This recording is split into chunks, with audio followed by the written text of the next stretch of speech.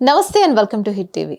విశాఖ లోక్సభ స్థానానికి టీడీపీ అభ్యర్థిగా పోటీ చేస్తున్న ఎం శ్రీభరత్ కలెక్టరేట్ లో నామినేషన్ దాఖలు చేశారు.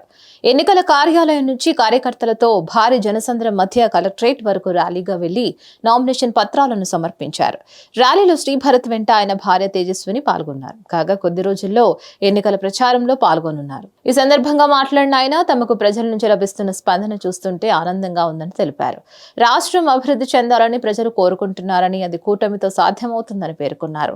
అప్పుల్లో కూరుకుపోయిన రాష్ట్రాన్ని కేంద్రం సహకారంతో తీసుకుని అభివృద్ధి పదంలో నడిపిస్తామని అన్నారు. ఆరోగ్య విశాఖ తన ధ్యేయమని, ముఖ్యంగా పోర్టు కాలుష్యంతో సహా విశాఖలో వాతావరణాన్ని కలుషితం చేసే అన్ని అంశాలను పరిష్కరిస్తామని అన్నారు. నగరంలో ప్రజల తాగునీటి అవసరాలను తీర్చడం, వార్డులలో సరైన రహదారుల నిర్మాణం, భూగర్భ డ్రైనేజీ వ్యవస్థను సరిదిద్దడం, ట్రాఫిక్ సమస్యలను పరిష్కరించాలని ప్రజలు కోరుకుంటున్నారని అన్నారు. ప్రజల ఆకాంక్షలు నిజమైనవి, తీర్చడానికి వీలున్నవి అని శ్రీభరత్ అన్నారు. మెట్రో రైలు సహా వివిధ ప్రాజెక్టులు పెండింగ్ లో ఉండడాన్ని ప్రభుత్వ నిర్లక్ష్యం కారణమని అన్నారు. నిధుల కొరతను తీర్చుకోవడానికి ప్రభుత్వ ఆస్తులను తాకట్టు పెట్టడం ఏంటనేది ప్రతి ఒక్కరూ ఆలోచించాలని అన్నారు. ప్రతి ఒక్కరూ తప్పనిసరిగా తమ ఓటు హక్కును వినియోగించుకోవాలని కోరారు. జనసేన కలిసి వెళ్తే గెలుస్తాము, కానీ బీజేపీ మనకి సహాయం ఉండడం వల్ల రేపు ఈ అప్పుల పాలైన రాష్ట్రానికి నిధులు తీసుకుని రావాలన్నా, ఇక్కడ ఏ ప్రాజెక్ట్ పూర్తి చేయాలన్నా, మన ఇది బీచ్ రోడ్ 6 లైన్ చేయడము, లేకపోతే పెందుర్తి అరకు రోడ్ చేయడము, మెట్రో రైల్ ప్రాజెక్ట్ చేయడము, పోలవరం ప్రాజెక్ట్ పూర్తి చేసి ఇక్కడ సాగు పరిశ్రమల అవసరాల కోసం నీరు తీసుకుని రావడం, ఇలాంటి రకరకాల సమస్యలు. ఉద్యోగ కల్పన కూడా ఈ ప్రభుత్వంలో పూర్తిగా వైఫల్యం అవడం వల్ల చాలా మంది చదువుకున్న యువత ఈ ప్రాంతం వదిలేసి ఇతర రాష్ట్రాలకు వెళ్ళిపోవడం చాలా బాధాకరం. అంటే వాళ్ళు వెళ్ళాలనుకుంటే వెళ్ళడం తప్పు కాదు, కానీ ఉండాలనుకునే ఉద్యోగం ద్వారా వెళ్ళిపోవడం అనేది చాలా బాధ. సో మేము రాష్ట్ర వ్యాప్తంగా 20 లక్షల ఉద్యోగాలు సృష్టిస్తా అన్నాం. మరి దాని భాగంగా నేను ఒక ఎంపీ అభ్యర్థిగా మినిమం ఇక్కడ 1,00,000 ఉద్యోగాలు విశాఖలో సృష్టించాలనే ఒక బాధ్యత కూడా తీసుకోవడం జరిగింది.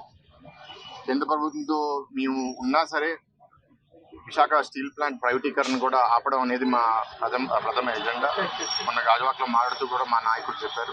అలాగైతే 2002లో అప్పుడు ఎర్రన్ నాయుడు గారు, ఎంబీఎస్ మూర్తి గారు ఎంపీలుగా ఉండి అప్పుడు వాజ్పేయి గారిని కన్విన్స్ చేసి స్టీల్ ప్లాంట్ ప్రైవేటీకరణ అవ్వకుండా ఆపారు. అప్పుడు కూడా మేము ఎన్డీఏ కూటమిలో కూడా ఉన్నాం. ఇప్పుడు కూడా మా నమ్మకం ఏంటంటే రాష్ట్ర ప్రభుత్వం ఒప్పుకోకుండా కేంద్ర ప్రభుత్వం ఇక్కడ మన సెంటిమెంట్ని దెబ్బతీసి ఏమీ చేయలేరని చాలా బలంగా నమ్ముతున్నాం. ఇలా రకరకాల అంశాల మీద నేను జనాల్లో కూడా మాట్లాడుతున్నాం. మా సూపర్ 6 మేనిఫెస్టో కూడా మేము సంక్షేమం ముందుకు తీసుకెళ్తూ రాష్ట్రంలో పెట్టుబడులు తీసుకొచ్చి ఆదాయం పెంచి 2 బ్యాలెన్స్ చేయాలని మా ఆలోచనే తప్ప పుట్టి అప్పులు తీసుకుని విశాఖపట్నం ఆస్తులు కూడా తాకట్టు పెట్టేసి ఆ అప్పులు అభివృద్ధి కోసం 1 రూపాయి ఖర్చు పెట్టకపోవడం అనేది ఈ ప్రభుత్వ వైఫల్యం. ఇవన్నీ జనాలు గమనిస్తున్నారు. అందుకే స్పందన కూడా ఇవాళ చాలా అద్భుతంగా ఉంది. Thank you.